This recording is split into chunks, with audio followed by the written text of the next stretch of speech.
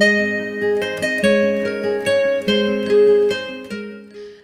and welcome back to Dream Girl. I'm Sheen, your host, and today I am joined by Rima Dardenne, who is the founder and CEO of the UAE's #1 luxury brand and Christmas pop-up. Right? So hello, Rima. Welcome. Hi, how are you? Thanks for having me. I'm really excited to talk to you because I actually saw the Christmas pop-up last year. And I never thought about what goes behind the scenes. So now I'm really excited to learn from you. Great. So Rima, tell me a little bit more about you. I've been in the UAE for about 20 years. Wow. Raised my kids here. Started my actual business here in 2003. And that's basically it. And I really like living here. So my husband as well is in the hotel business. Mm-hmm. So kids are grown up and they're both living in America. So that's basically my story. Wow. So what was the inspiration behind starting the business? First of all, I lived in Asia for about 14 years. And my husband was the general manager of a hotel. And he had come down one day and said, "Oh my God, you cannot believe this. You've got to come down and help me somehow." And I said, "With what?" He said, "The Christmas tree. It's coming out, it's going out of the ceiling." So I said, "What do you mean it's coming?" I said, "What do you mean?" So he says, come down and look." And I went down to look, and the tree, he'd order a tree that was like 20 feet too big. Oh my goodness. It was literally like one of those Christmas movies where the tree was going out of through the sky. And so he just said, "Can you help me?" And I said, "Well, okay." Mm-hmm. So this is when I'd had my first child, right? And we were having our second. And I said, "Okay." I didn't even know I was creative at that time. So I basically helped him put together the Christmas decorations for the hotel that year. And that's how my business started, basically. Oh, wow. Yeah. And then I discovered that I was creative. That's how you discovered. Yeah, really, because during my time while we were going to school, I was never really great at school or during mathematics or science. But at that time, they didn't really push us towards the creative route, and if they did, it was like art classes. Mm-hmm. I mean, it's still the same, isn't it? I don't know. I think it's a little bit different because people are a little bit more. They explore things more. They see if somebody's not good at something, and they push them down the right. I would hope. School? I think so. I think it's a bit better. You don't think so? I don't think so. I mean, I just left school pretty much. But I feel like even me, I only knew the formal education stuff in school, which is why I did science. And I did like a terminal degree. But at the end of it, now what do? I do content creation because I realize I'm a creative person. Right. So, yeah. So same thing with me then, I guess. Yeah. It's like, but I imagine it took me up until I was like 32 to realize this. So when I married my husband, obviously he was in the hotel industry. So we were traveling. So we met in Kuwait. Then he flew to Africa, West Africa. We lived in West Africa, didn't have any children. Then we flew to Germany. And then we went to Asia for 14 years. Oh, wow. And in that time, I really didn't do much except for, of course, in Africa, I met the head of the Peace Corps. Are you familiar with the Peace Corps? Of course. And I became the assistant to the Peace Corps. Oh, wow. The director of Peace Corps. And it was pretty interesting. So what I did is I invited all the Peace Corps volunteers to our apartment at night when they came in from the field. They came in and I invited them all to party with us, to party with me. And then my husband would come home and so I always kept busy somehow, some way. And I helped her with organizational skills and secretarial things, which I wasn't that good at, but she, the embassy was that small. So there was the Peace Corps and then there was the embassy. So it was really fun. Oh, wow. Yeah. Where are you originally from, Rima? I'm half Lebanese, half Syrian. Okay. My parents were both academics, taught university, and then I went to the U.S. We all went to the U.S. in the 1960s. So you've lived in so many countries. So many countries. Oh, my goodness. What's your favorite so far? Well, I have to say that everything has something special about it. But I lived in Asia for 14 years, and I got to experience places like Jakarta, Manila. We lived in Bali, in Indonesia. I love Indonesia, Singapore. Traveled a lot to Hong Kong because I did some work in Hong Kong. I really liked Asia at that time because I had young children, and it was new and very different. But then in 2003, we ended up moving here. And Mark and I kind of decided that we kind of liked being here because we were, we had kids and we wanted our kids to stay in the same school until they graduated from high school. Right. So I would say every place has its, beauty. Mm-hmm. Yeah. But how was it hard to adapt every time you were moving? I give everybody advice when they move. You need at least 6 months to a year to adapt. And it's because you have to start all over. But when you have children, it's so much easier because you move to these places and you have people have children and you have children, you get together. And I was the head of the party committee, right? In Bali, I was the head of like the play groups, the parties, Oh, wow. yeah, it was really fun. Okay. So how is it now back in the Middle East? You've been here for 20 years, you said. So you have seen Dubai evolve. I arrived and there was nothing. There was literally, we lived in Asia for 14 years, and I got here, and of course the first thing you do when you get here is you go look for a house. Yeah. And the real estate agent took me to see the houses, and I was like, oh my God, every house had like, they didn't have houses like they do today. The houses were in Jumeirah, and you'd go into the bathroom, and they'd have like these tiles with like whales, or they were pink tiles, or really. And I just come from Bali, right? In Bali, everything was so pristine and beautiful, and we lived there in the 80s. It was just gorgeous. So what I did, I was one of the first people that lived in the Emirates Hills area. It's before the Springs, Meadows, even before Emirates Hills.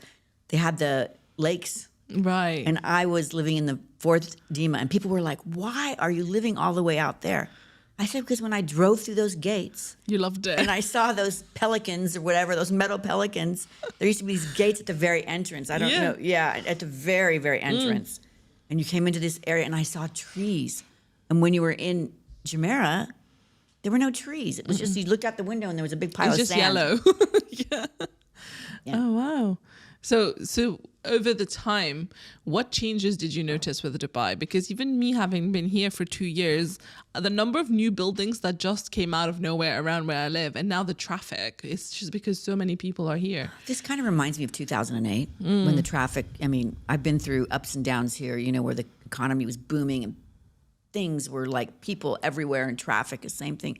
I think the most things that changed is there was just more development, more areas, more people, more restaurants.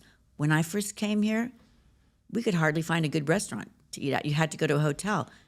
And I remember my girlfriend and I were so excited because they just had opened up the Shangri-La and they had a Chinese restaurant. Right. And we loved Chinese food because we both lived in Asia for so many years.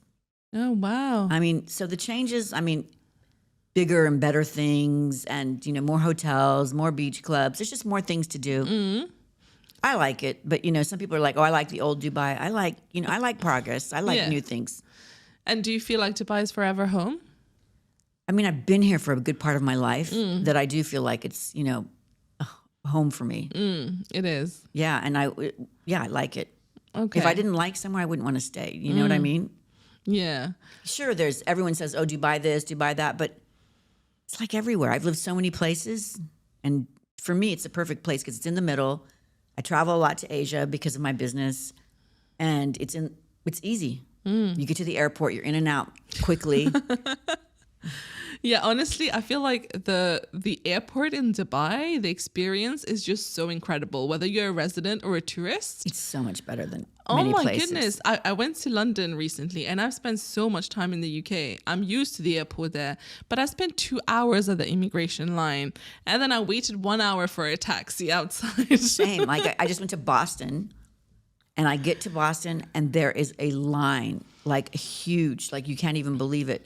And I'm thinking to myself, oh my God, it's crazy because you take it for granted. And the other thing is everything's so clean, right? You go to the restroom, you can actually go to the restroom and not feel. Any public restroom. Yeah. Yeah. And in America, you go to the public restroom and you're like, oh my God, I know. Yeah, definitely. I think these are definitely the two things that really stuck out to me here. And it's safe. Yeah.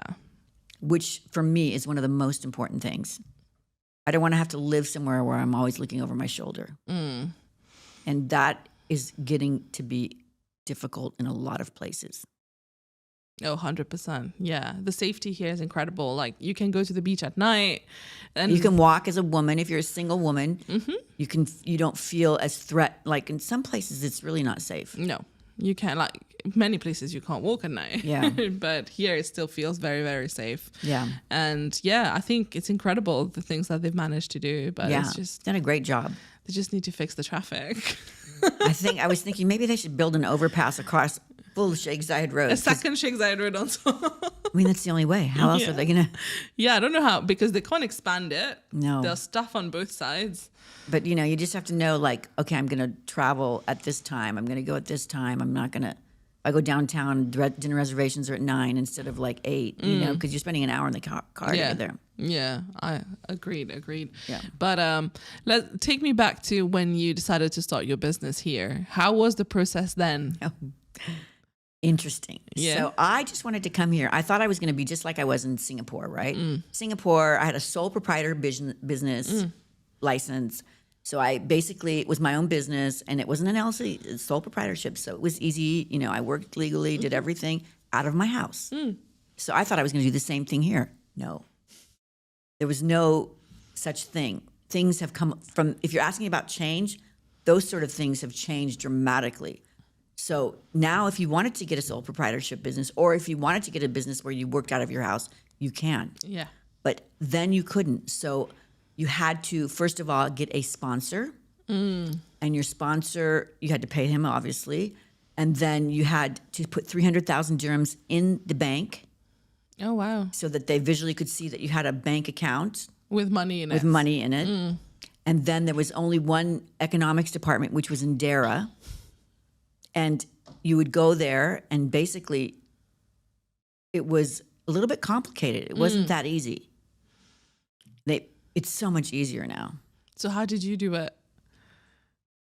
Back and forth to Dara over and over again, and eventually you just finally do it, right? You found a way to do it. Yeah.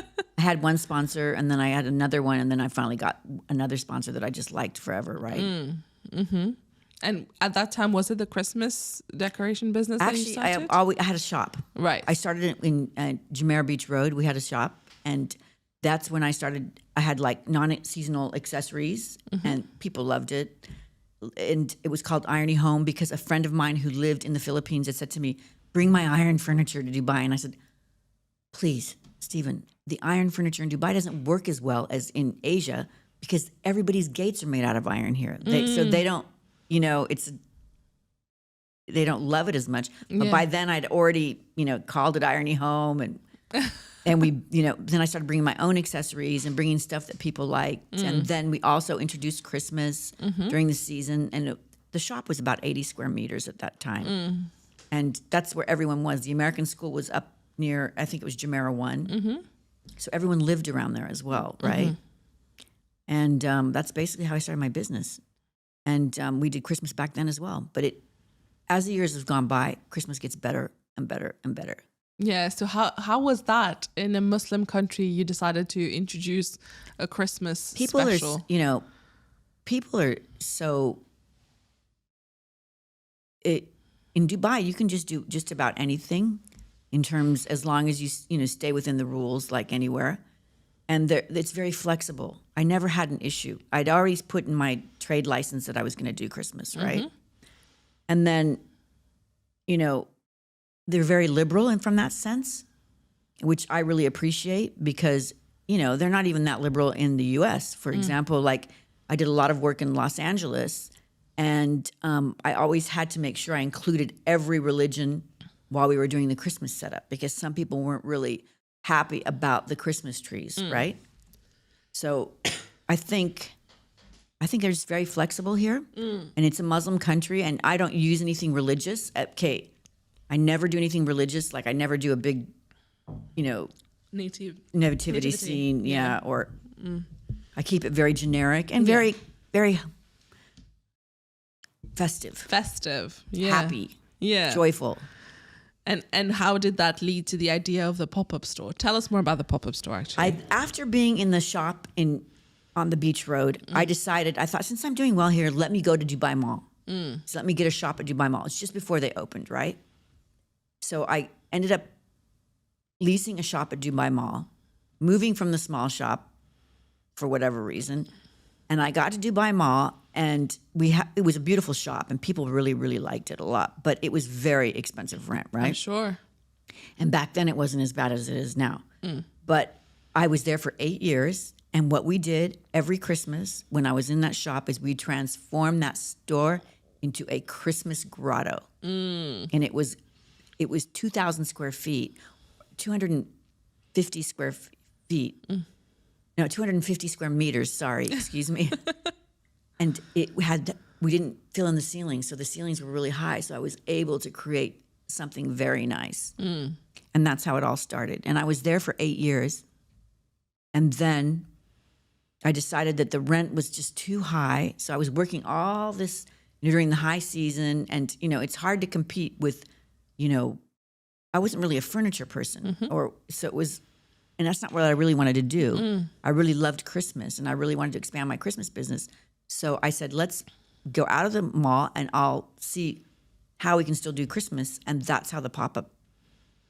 I started off doing a pop-up at Mall of the Emirates in Harvey Nichols. And obviously when you're in a shop-in-shop, it's not as good as having your own shop because I could create the atmosphere and dictate what goes on. So we did that for a couple of years. Then after that, I met some people at Mall of the Emirates and, it was right before COVID and they had a lot of empty spaces. So it's always based on what's available at that time, right? So it's hard to really plan. But the problem is as well, I have to purchase everything in February and January of the new year. So that's where the little problems arise. But I have had a pop-up for the last 3 years with Mall of the Emirates. And this year we're doing it as well, but we're going to be in that concept store because in the mall, they couldn't find a space for us. Right. And that concept store found a really great space for us. So that's where we're going to be. And there's some beautiful things coming. Ooh. Anything you can tell us? Oh, yes. We do. We have our beautiful candy tree, but this year I did it in all pastels. And it's really gorgeous. We still have our red and white candy tree.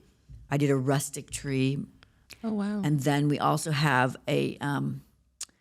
another kind of whimsical legs and feet and hands.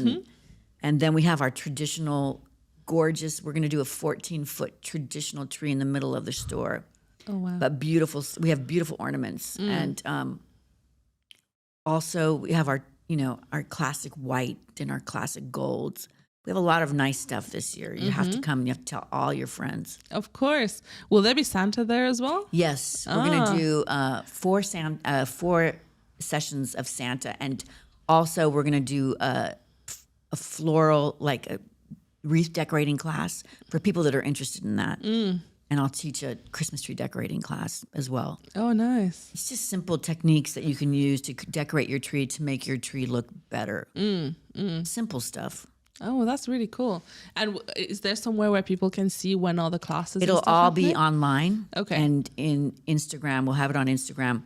But now we're just busy putting the shop together. So amazing. I'll put all the links in the description box anyway. Yeah. So people can check it out. But that's amazing. And I remember last year when I went, how you actually feel like it's Christmas already when you're there. It is.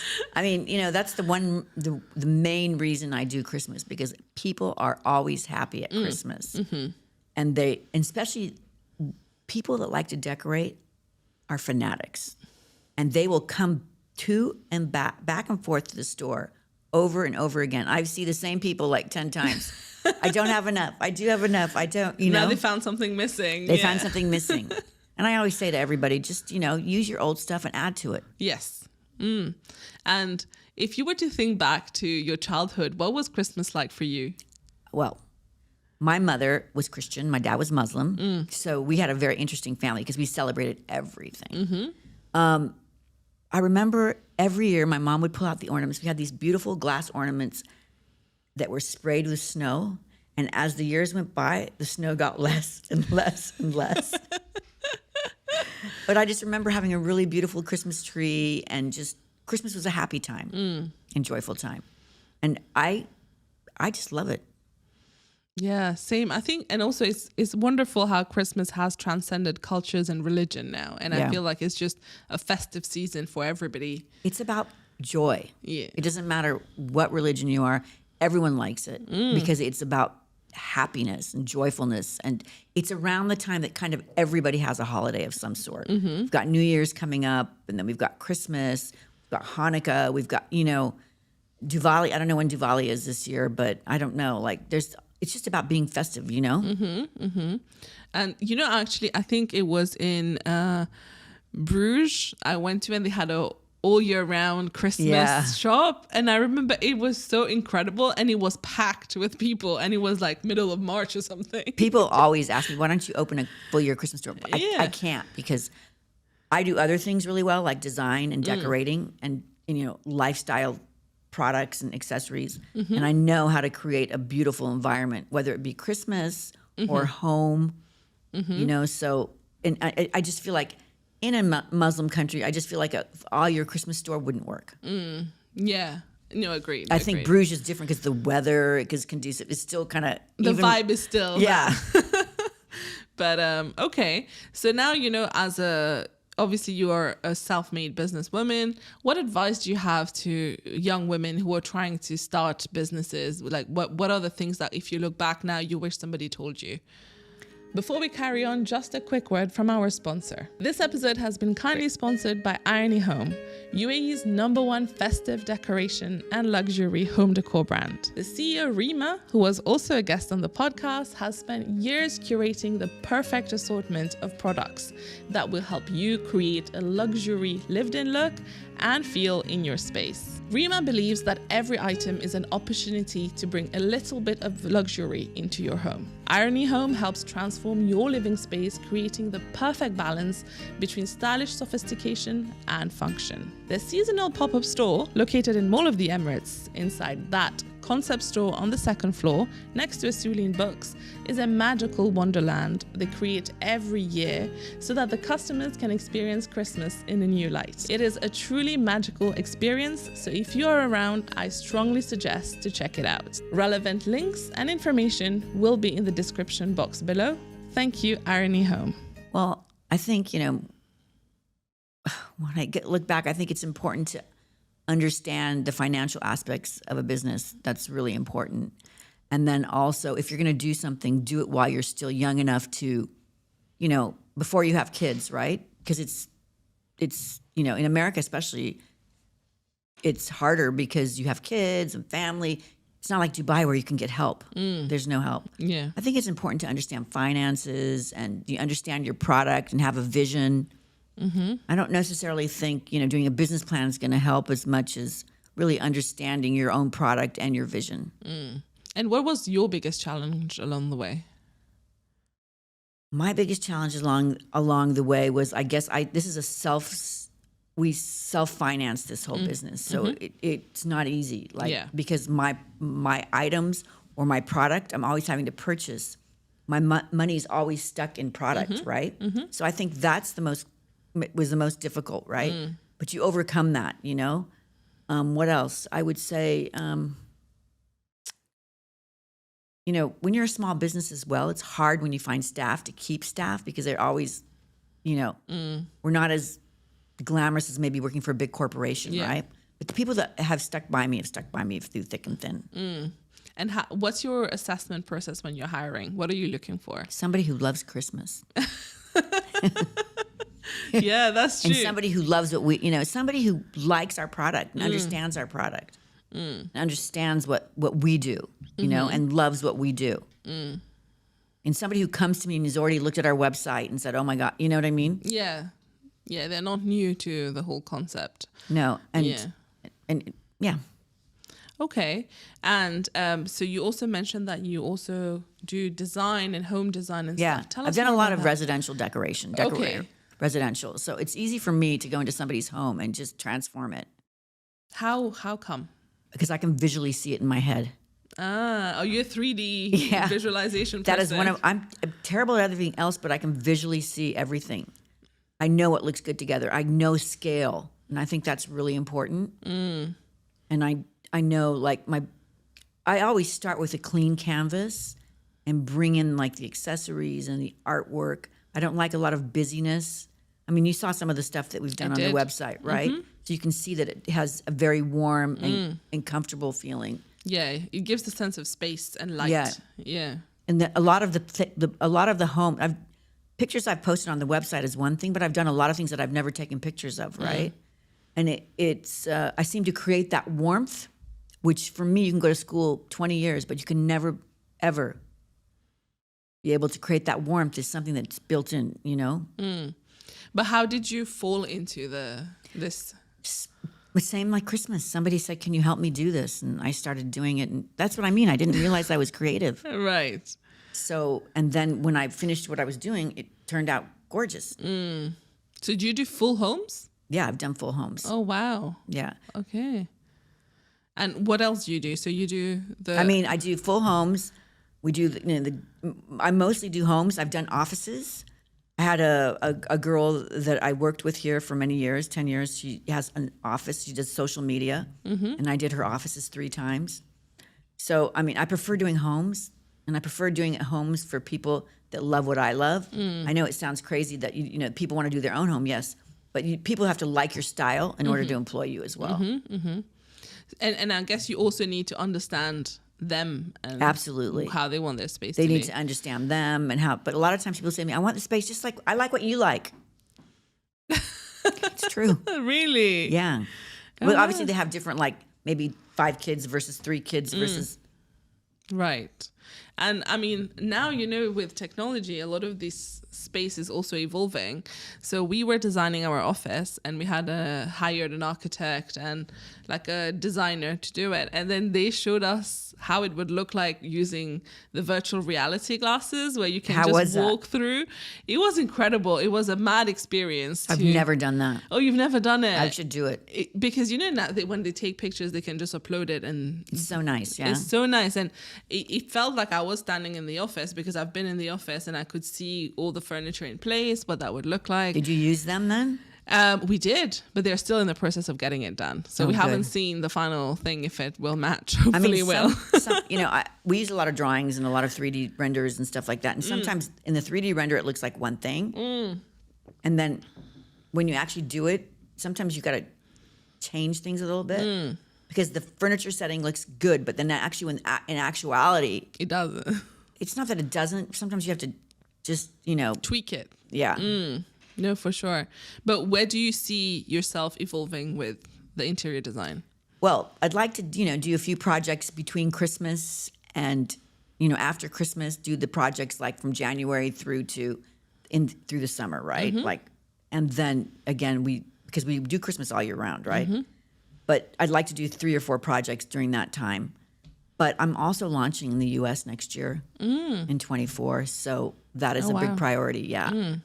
Not our design part of the business, but Christmas. Oh, nice. Yeah. And it's the same thing. We're doing a pop-up and then our website. Okay. And that'll be very busy. Yeah, I mean, you're going international now. My daughter's going to be handling that side of the business. Okay. I mean, let's see now, because we've just finished the site. So Yeah. Okay. and we've got to have all the product there because it's not feasible for us to ship from here. It's just too expensive. And as a woman, what has been your experience of being a business owner? Well, it's been pretty good for me. I mean, it's, you know, I've had no issues. The only thing is, you know, being a business owner, I think sometimes people, you know, when you go visit people to talk about Christmas, they think it's really nothing. But if you want to do gorgeous Christmas decorations, trust me, it's a lot of work and it's a lot of thought goes into it. And I find that some men, they think Christmas is just taking a bunch of baubles and throwing them on the trees. It's not that easy if you want it to look the way we do it. And what's the creative process actually behind you creating? Do you actually design all of the Some things? of the ornaments we design and we change the colors and we change the size. I like big. If you haven't, when you come to the store, you'll understand. I like to, you know, mix. I like a combination of small, medium, large, big, because it looks better when you decorate your tree with different size product because it gives the tree depth. Right. You know, and so the design process is I sit down and we do it on an Excel spreadsheet. And because I've done this for such a long time, I kind of know how to. It's like a recipe. So our You candy, know what to mix. yeah, we know what to mix. I know what looks good. I know what, how many flatter pieces I need, what if a long piece or an oval piece. But when you were starting off, I mean, because all of my audience are people who are at the start of their journey trying to get into businesses. I believe this was in the 90s. I went to the Ritz-Carlton in Singapore with a big board. I was meeting the food and beverage manager at the time. Right. And I had made this beautiful board with Christmas decorations on there. And I took the board to sell him my services. And I got the job. I'd never done a Christmas job before. But what was on your board? The Christmas decorations that I was going to use for their hotel. Okay. So because at that time, nobody used computerized. Or photos, yeah. Yeah, it was just, so I brought the actual Christmas decorations. And actually, I think it's almost better to do that because they get to actually see what they're getting. Here in Dubai, a lot of times, you have to compete for projects at hotels and stuff, right? So they make you bid with but they don't make you actually show you what you're going to give them. So then you bid against somebody who's just cheaper, but not necessarily apples to apples. Yes. And it happens a lot here. Okay. So your advice would be to actually show what you're offering. For sure. Because anybody can draw anything and it can look like anything, right? But you really want to see the quality. Right. And would you say that your network played a big role in your success? My network? Yeah. I think so. I mean, I think, it depends on who you know and what and who you meet. And, and when I first came here and then having that shop in on the beach road was really important because it was a much smaller community at this time, at the time when we all lived here. There wasn't a lot going, happening. Right. I mean, I don't mean to say that. Yeah. Yeah. Okay. So, I mean, the reason I ask is what would be your advice on how to build your ecosystem around you as a young business owner? I think it's important to, again, go back to your vision and see what you want and meet people that are like-minded. Don't be afraid of competition because competition is everywhere, right? And then once you meet these people, maybe, sit down with them and discuss, because I think it's good to get feedback from other people. When, if somebody asks me, for example, I have somebody come to my house tonight. He wants to move here from Mexico and he wants to open up a hair salon, right? And I said, I'd be more than happy to introduce you to my hairdresser, to this person, to that person to help you because I can't really tell him what to do in terms of a hair salon, but I can surely help him in terms of how to start a business in Dubai, right? So I think it's important to really, when you come here, some people don't like to share information though. But I think it's important to find those people that will help you because it's never easy when you're starting from scratch, right? You have to have guts because it's really not that easy. I just think you need to first do the research.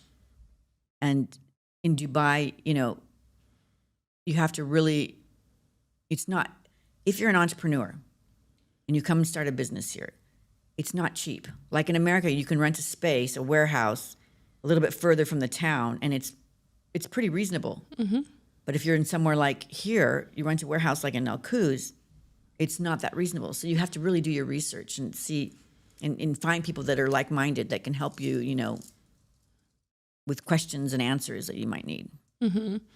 Definitely. And any other advice you can think of for people who are thinking of coming to Dubai or who are here and at the early stages? I mean, at your early stages, I would just hire, surround yourself with super smart people. I always like to hire people that are different to me, that can bring me something different, So hire super smart people that can tell you what's wrong and what's right, and that can also be there for you if you need them, right?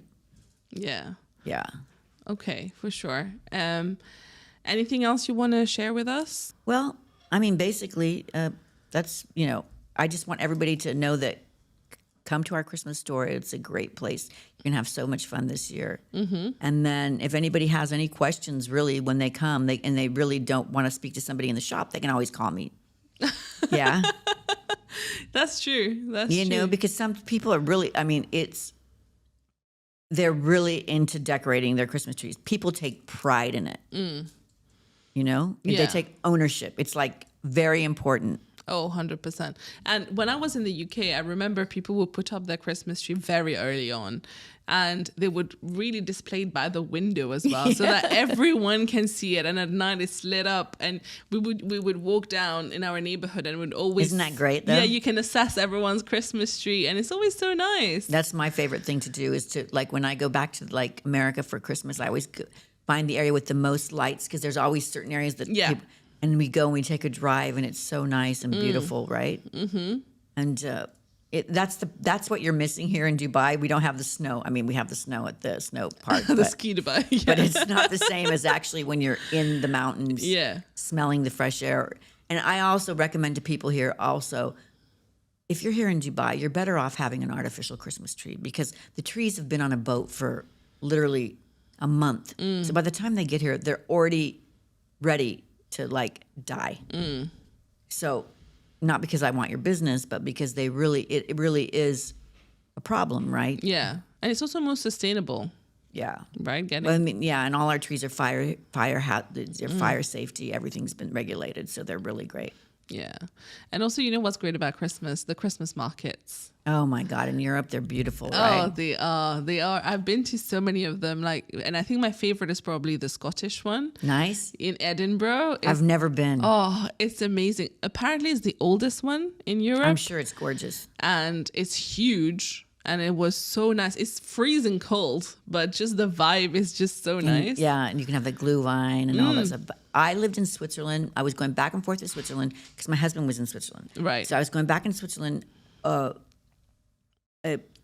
last 3 years but during COVID. Unfortunately, there were no Christmas markets because it was right after the lockdown, right? Oh, no. And then I was there for 3 years, and so we didn't have any Christmas markets. Oh, no. Literally.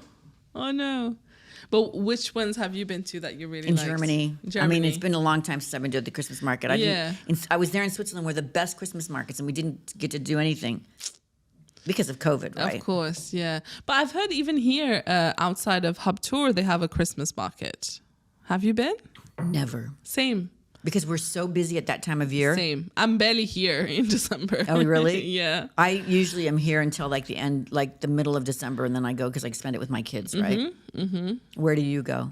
Home. So home is Mauritius. I've never been to Mauritius, but I've heard it's beautiful. Oh, you have to come. Have you ever been to this side of the Indian Ocean, the south? I've been to the Seychelles. Yeah, so Seychelles is very close to Mauritius and So very I've been similar. to the Seychelles.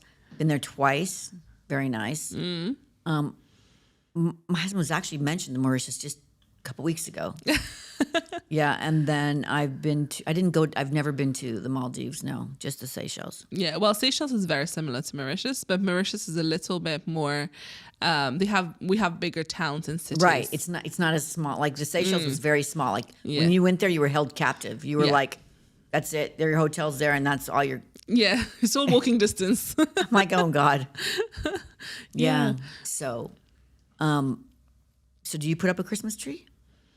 I mean, not anymore, but mostly because I'm not in a specific area. But also back home we don't, because my grandmother passed away on the 25th of December. Oh gosh. So it's always a hard time for my dad. So that's so- what we do. yeah. Yeah. 25th? Oh, my God.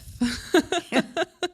But we definitely got presents and everything growing up, because I am Muslim, grew up Muslim, but we still always got presents for Christmas. But you celebrate Ramadan, right? We do. Eid. We Yeah. do. We do. And you know, now even for Eid, they have We're gonna- all of these celebrations. Well, we're actually going to start doing some stuff on our website for Eid as well. I think you should. For dressing tables and like when you have your family over. Yeah. So we're going to have a whole section on that as well. I think you should, because they even started doing the Advent calendar for Ramadan. Yeah, that's nice. That's so nice. It's the 30 days as well. So I think there's so much to do But there. where are you getting the Advent calendar? That's interesting. So I think there are Muslim companies that are starting to do that, where they are putting, for kids especially, different things that they can learn about Ramadan on different days, Yeah, it's so nice. accompanied with sweets and things like that. But it's a nice way of learning, especially for children. Yeah, my dad was an Arabic and comparative literature teacher, and when we lived in America, he used to teach Arabic to all the on Sundays. We used to go to the Arabic, like the Lebanese Syrian club, Right. and he would teach Arabic to all the And they would do all the celebrate. They would do all. My mother was Christian, so obviously the Greek Orthodox Church was there, and then all the Islamic. So it was like a big mix of everyone, right? Oh, wow. Yeah.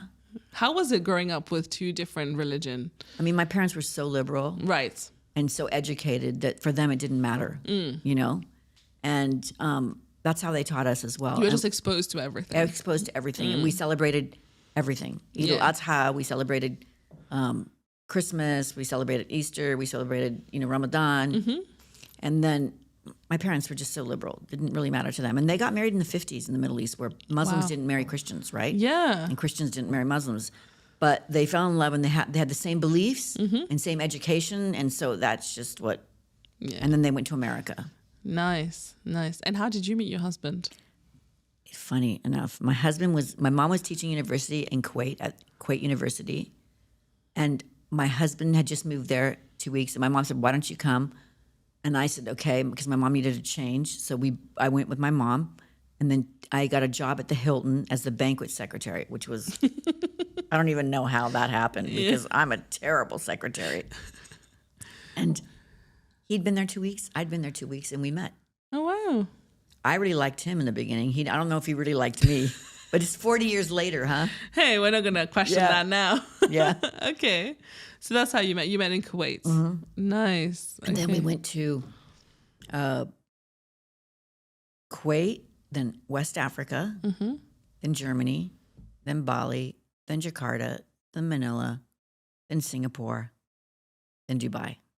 And Switzerland for a bit. Yeah, Switzerland was just recently. Yeah. Wow. And did you say 40 years together? 40. What's your secret? Respect, friendship. Being with Mark is like, it's just, when you know somebody, it's like the history you have together is just so important, right? Mm-hmm. And we just get along. And I think, as you get older, sure, people want to do different things, do this, do that, but we respect each other. Like he loves to watch sports. I don't like to watch sports, but I don't say, you can't watch sports. I like DJs. He doesn't like DJs, right? I like to, so it's just, I think it's just respect and understanding each other. Mm-hmm. But 40 years is a long time. Mm-hmm. I can imagine. And it's not easy meeting somebody that you're that compatible with. I mean, you see the divorce rate is so high. It is. It's 50% in the U.S., I think. Yeah, apparently first 10 years or something, right? It's like 50%. Yeah. And also in America, I think it's very difficult because Mark and I traveled so many places together. We were always in new places every 2 or 3 years. Mm-hmm. And, it was good because and he was in the hotel business, so he worked a lot. And a lot of times, I had to learn how to be independent as well. If you weren't an independent person, it would have been a difficult relationship because the hotel business really requires a lot of, nighttime work. And that's why I started to build my business because at the same time, when we were traveling in all these places, I always did something, whether it be Christmas. I didn't do Christmas, but I taught aerobics. I painted pots and sold them to people. I did something. Mm-hmm. That's incredible. Yeah. Well, thank you, Rima. You're welcome. It was great. Yeah, sitting here and chatting. Yeah, it was a great conversation. And a reminder to check out Irony Home. All the links will be in the description box below. And go check out the pop-up store for sure. In Mall of the Emirates, second floor, that concept store. Yeah. Yeah, please go check it out. And tag us in your photos. Thank you so much. You're welcome. Thank you.